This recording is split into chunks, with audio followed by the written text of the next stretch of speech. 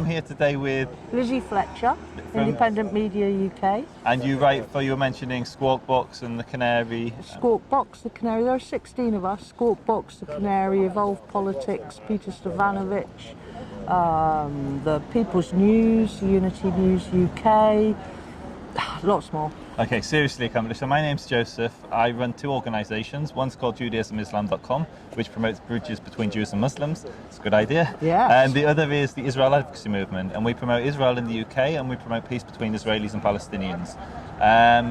Now, I've come down to Brighton today out of serious concern for the future of Jews within the Labour Party, and more seriously, the future of Jews in Britain if Jeremy Corbyn were to be elected Prime Minister. So maybe I can make I assume you have a difference of opinion to me, so I'll just relay some basic things that concern me. So I've spent my life fighting fascists. I come from a working class pit village in the north of England, and whenever the National Front or the BNP marched through our streets, we would be on the streets opposing them. From 16 years old, I remember my father's windows getting smashed by the National Front.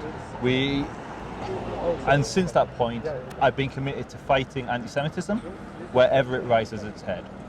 Now, under the watch of Jeremy Corbyn, I've seen a party which I used to consider my political home move and become incredibly hostile, at least perceived by the Jewish community in the UK, to Jews. The overwhelming majority of Jews in the UK think Jeremy Corbyn won as an anti-Semite, but that they have, more importantly, no place in the Labour Party. I think there's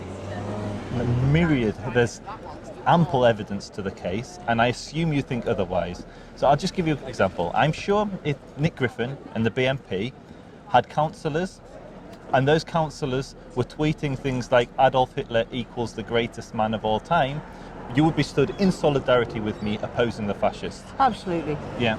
Now, what we've seen is when those same councillors, or different councillors, express that same hatred in the Labour Party, that solidarity disappears, and instead, Labour Party activists go into defence mode to defend both Jeremy Corbyn and the Labour Party, rather than confronting what has become a deeply hostile environment for British Jews.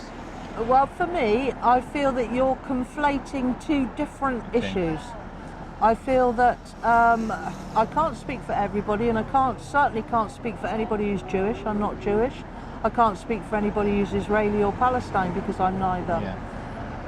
What the Labour Party under Jeremy Corbyn is about a decent life for everybody. And that includes Israeli people and Palestinian people. The question of an Israeli state, a home for Israeli people, or Jews that want to make their home in Israel, is not part of the question. The question is the behaviour of the Well government. So let's just park that before we move on to Israel, because it's a separate subject. I'm just going to give you some examples of tweets from Labour Party councillors, not members, councillors. Well, no, so to get to that particular one, but you did preamble that with quite a lot of dictatorial. But I didn't to mention my mind. Israel. I didn't mention Israel. Excuse me. No, you didn't. No, you mentioned Jews. Yeah. Now, as an English person, Labour person, I am afraid to talk about Jews. I'm afraid to say the word. I'm afraid to say anything on the subject at all about Jewish people, because I will get suspended from the Labour Party. Oh, so it's not a fear of what the Jewish community or the press may say. No. You're afraid of your own party. Yes, I'm afraid. I'm afraid of your party. So there we found some common ground. We're both afraid. We're both afraid, and I think that, on the question, if you just want to ask the one question about the councillors, I would be on your side, because you deserve a home. Yeah. And wherever that home is, if whoever the government was when they decreed the Palestine, that you would have a space in your country, in 1948 was it? I'm not quite sure on that. That's correct. But if that's not part of the question, but if somebody's abusing you because of you're Jewish, that is not right, and I would stand in solidarity with you. Thank you. That actually is, you're answers have actually surprised me. I was expecting an argument, instead I get solidarity, which is. So what I would say is, there's examples like you have councillors like Alan Ball who question the Holocaust. He questioned the numbers of it on for social media. You have other councillors that said that have compared Israeli Jews to vermin. Anyone that questions the Holocaust is not right, and it should be dealt with very severely. Okay, so I think there's a lot of common ground. So what I would then go to the next stage is, if we can agree that, and we clearly do agree that anti-Semitism should be opposed in all its forms. Yes. No party since the British National Party, who again we stand in solidarity against, has been investigated by the Equality and Human Rights Commission. Now, I'm aware of a report that has 15,000 cases of anti-Semitism that have been documented from Labour Party members being submitted to the EHRC. But can you name one of them? Yeah, I just did Alan Ball. Yes. Well, what did he say? He questioned the Holocaust. Right. Well, that is one person. And the questioning of the Holocaust, yes. Well, should we be really brazen and just go, and I'll put it out there, well, and I'll say Jeremy Corbyn. I'll give examples of why I believe Jeremy Corbyn is anti-Semitic, and concrete cases of what I would consider anti-Semitism. So the obvious example for me is there was an economist or an anti-imperialist called J.A. Hobson. He wrote a book on imperialism. Yeah, I know, yeah. There's a chapter in that book called... But when did he write it? 100 years ago. When was Mein Kampf written? 75 years ago. Somebody starts saying Mein Kampf is a great book. It doesn't, because it's an old book, it doesn't, oh, it's okay, everyone was a bit racist back then. And so he has a chapter in that book called Economic Parasites of Imperialism. Yes, but and that he was talks one about a chapter of the peculiar... book. Yeah. He talks about a peculiar race who all the wars in Europe are financed and controlled by. But what did Jeremy do? He wrote he called it a great, he called it a great tome, and he went on to heap praise on this book. Now, if an author heaped praise on Mein Kampf, if anyone heaped praise on Mein Kampf, we'd all be a bit miffed. Jeremy Corbyn said it was a bit controversial in its time. Its time. Today it's a bit controversial because it calls Jews an economic parasite and a peculiar race. So that's one example, I would say, of anti-Semitism from Jeremy Corbyn. Another example would be the mere piece of graffiti. Yeah, well, that was the picture of the bankers. Rothschilds, Well, sitting the up with the bankers. Yeah, with the workers of... No, the artist said it was the Rothschilds. But he just understood it to be a picture of bankers. Bollocks to Brexit. Thank you. Why do they think we're all concerned about Brexit? No, I mean, I'm concerned about Brexit, but I'm concerned about anti-Semitism as well, and this conversation is anti-Semitism, so let's keep it there. You're far more learned in this subject than I am, I think. Possibly, just because it's a fear for my security. We've been persecuted, we know what persecution is, and when our antennas start detecting it again, For me, certain things are a moral dilemma. Yeah. That my membership of the Labour Party being forfeit for speaking out about this is not a moral dilemma. So I can speak out about it if I choose to, if I don't worry about that threat. Yeah. So with the book, I believed, and I still believe, that Jeremy Corbyn wrote something without having read it, and he called it a tome because it's bloody huge and it's full of stuff, and he hadn't read it. Oh, well, I understood it. I haven't read it either. Okay. I haven't read it either. But the thing is, he said it was a bit controversial, so he surely knew about that paragraph. Well, yes, it chapter was in it. very controversial 100 years ago because... But is it not controversial today? I expect it is. I really don't know. I can't answer that question because okay, so I'll give you another example. The mural... A friend of mine called... okay, let's go to the mural, sorry. The mural, he liked a thing, didn't he? Didn't he like it? Or the authors sent it to him and he liked it. It was to be buffed by the council, and he put up a message of solidarity with the author and compared him to a famous Argentinian artist called Diego Rivera. Because of his style of picture and the art. And also because the Rivera's art was smashed by JP Morgan, I believe, because it was a political piece of graffiti. Well, I think he was commenting on the art. But the art was anti-Semitic. But was that necessary? I didn't look at it and think it was anti-Semitic. But that's then probably I'm because you're not Jewish. sensitive to it. Yeah, and that's fine. Yeah. But then you have another example, would be in the Houses of Parliament, there was a Jewish gentleman called Richard Millett who was in the audience, and Jeremy Corbyn looked at him and said, these Zionists, they've been in the UK a long time, and they probably still don't get British irony. Now, that statement only makes sense if you mean Jew when you say Zionist, because to say that these Zionists, if you're talking about Scottish Christians or English secular atheists, doesn't make any sense. So he's otherizing the Jewish people, and he's saying Zionist and using the word interchangeably with the word Jewish. And saying somehow now somebody got up and said these Muslims, they've been in the country for a long time and they still don't get British irony, or the these Irish, black people, or the Irish, or the Welsh. We would all see it for what it was. We would see it as racism. Well, we could say perhaps that it's racist if we make a joke about people's background or yes, place of birth. But then again, aren't we all getting a bit PC with that? I think that a lot of people, I don't look at you, but the fact that you're wearing a kippah denotes the fact that you may be Jewish. Yeah. Other than that, how would I know? Yeah, I and could why be Scottish, would I I could care? be a Viking. Yeah, and why would I care? And actually, you could be any race and still be Jewish. The Jews are also a people, though. So if you have a Jewish mother, you're considered Jewish, and there's Jewish diseases that are unique to the Jewish people. So we're like an ethnic group that you can join. Yeah. If you convert. Yeah. So the term Zionist or Zion, doesn't it relate to wanting a place of belonging? I think that's a really good explanation. Yeah, what it basically means in its most simple form is that you support the state of Israel.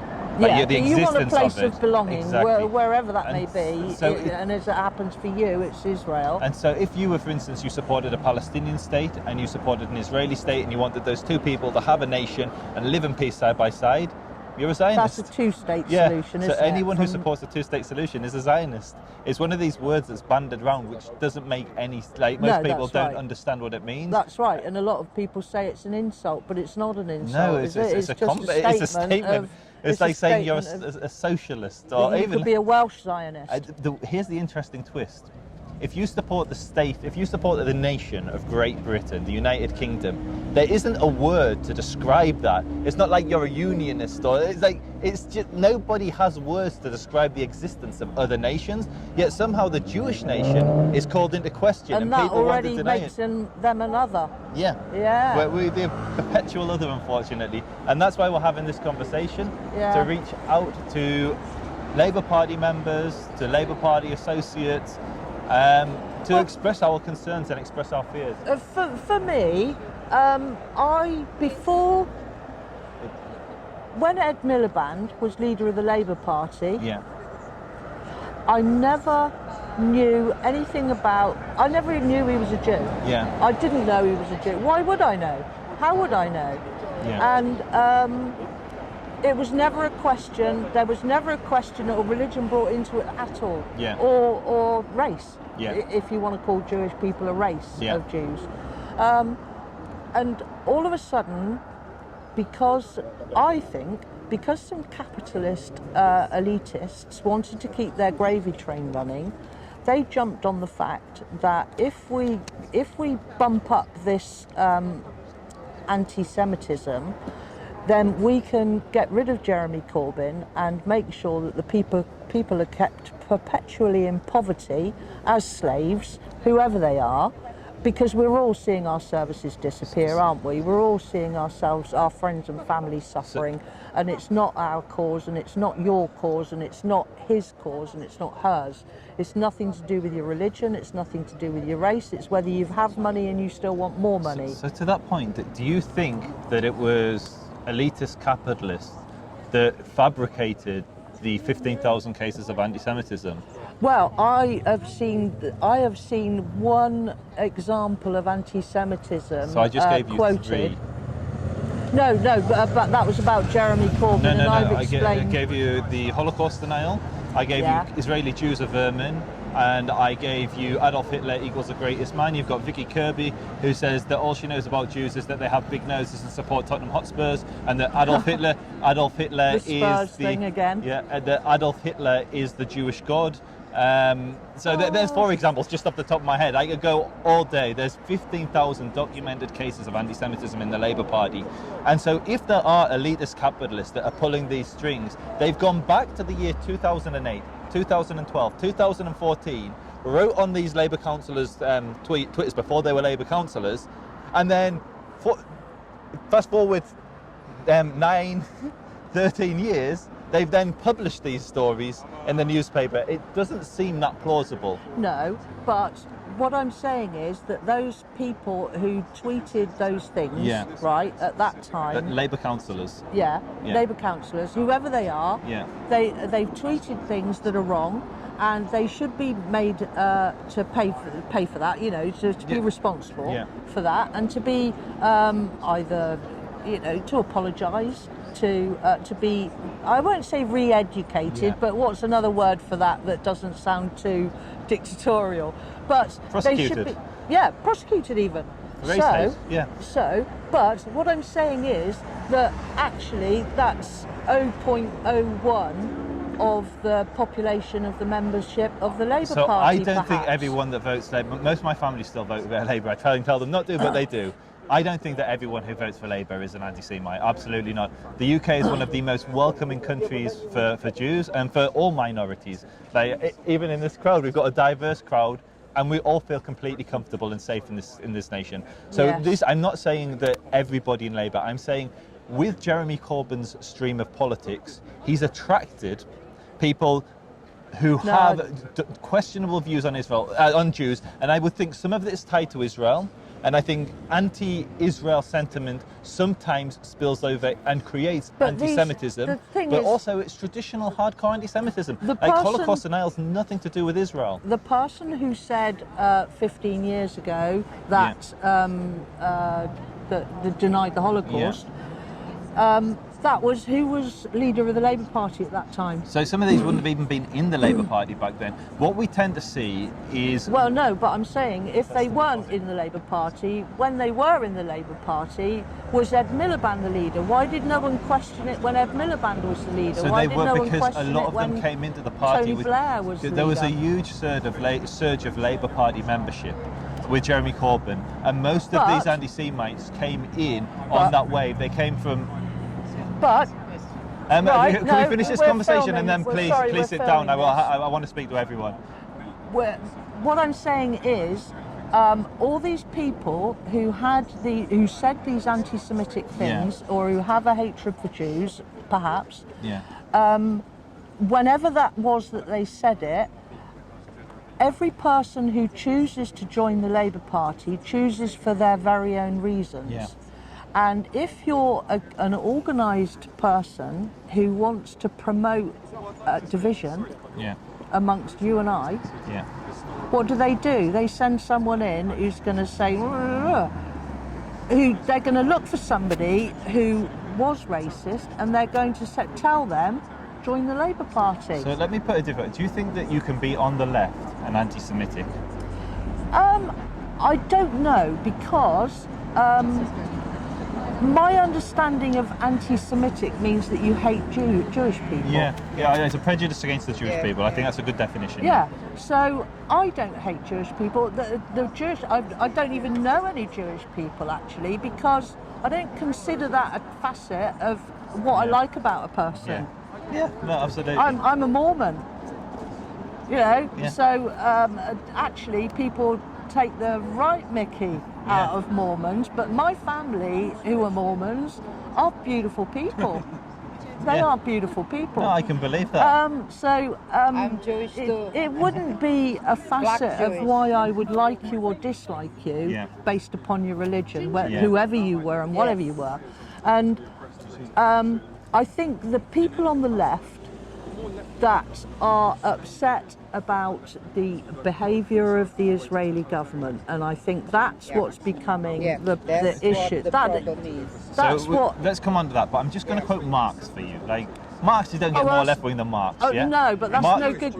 Yeah, And Marx Jewish. wrote a paper. He was called, Jewish. Yeah, Marx wrote a paper called "On the Jewish Question," Yeah. and in "On the Jewish Question," he says that the Jews worship money.